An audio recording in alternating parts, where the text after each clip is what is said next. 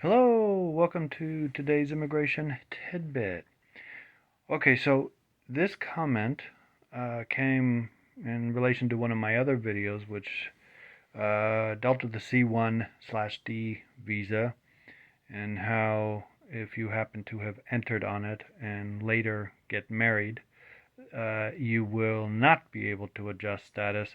The reason for that is to answer your question directly. Yes, you can go out of the airport.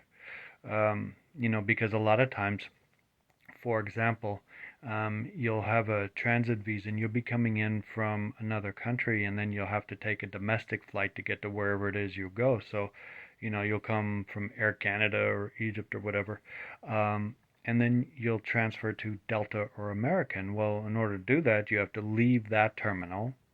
That terminal then you leave the secured area, and then you would normally go to wherever the domestic flight is, and then you would go through them and check in there.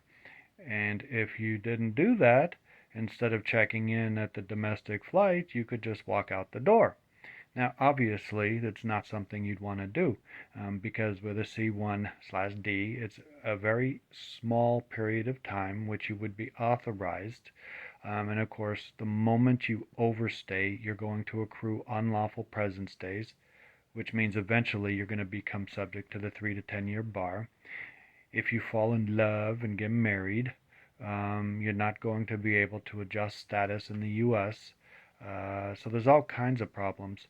And just like you could just walk out of the airport if you have a C1/D as a cruise worker, which a lot of people do. I mean, there's thousands of people working on the ships. You get 1 or 2 days and then the ship, leaves for wherever it's going. Likewise, you can just walk off the dock and say goodbye, and then suffer all the consequences. That, of course, is not what you want to do. It has lots of issues with doing that. So if your question is really, can I go out of the airport and then just stay in the U.S. forever?